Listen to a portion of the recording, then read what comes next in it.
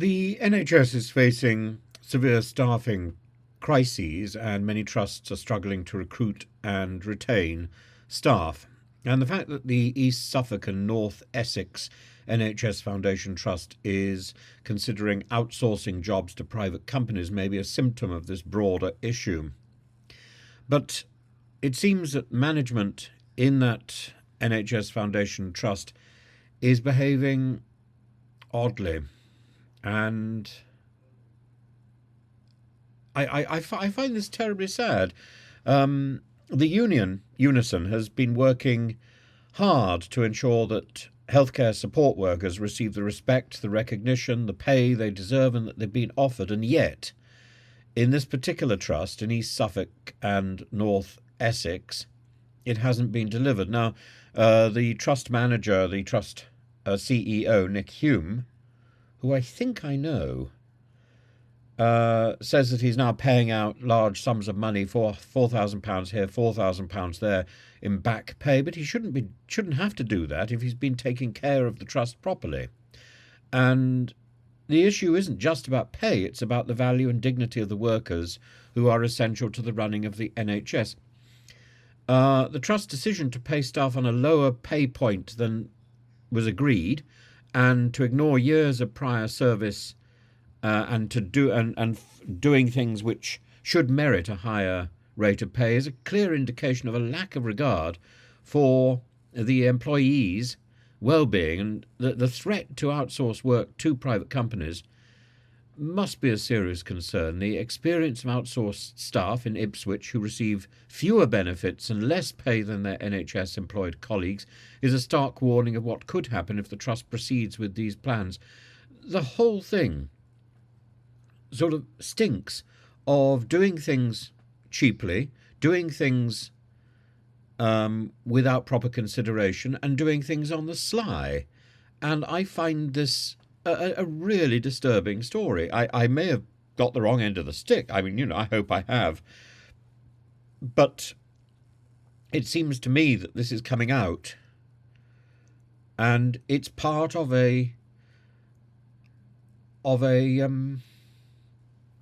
of a routine where the government and government organisations, let's say the NHS, say they're going to do something and then they don't.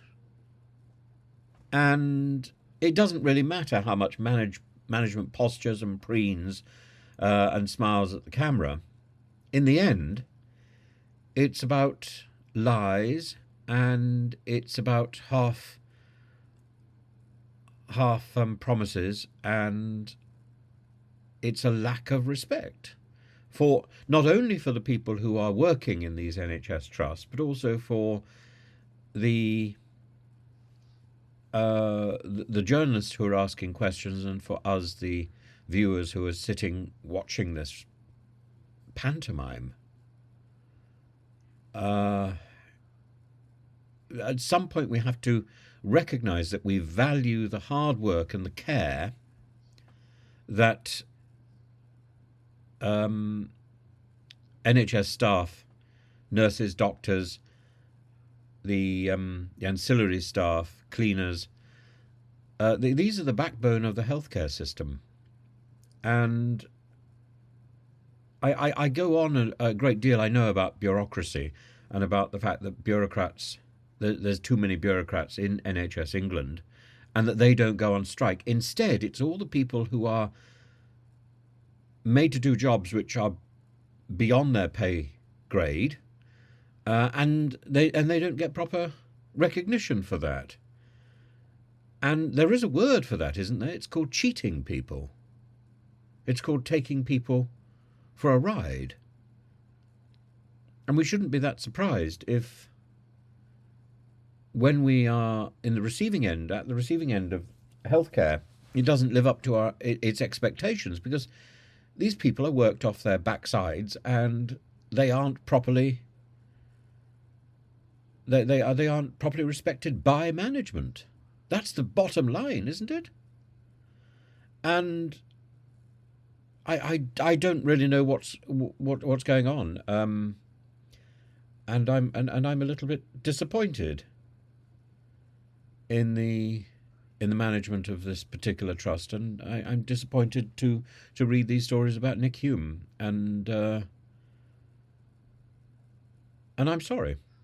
I'm sorry. I would if Nick wants to come on this channel, he's more than welcome to explain what's going on, and to reassure the wider NHS and his own particular trust. I would welcome a telephone call or contact, and I think it would be good to clear the air, because what is coming out from the BBC is a very confusing signal.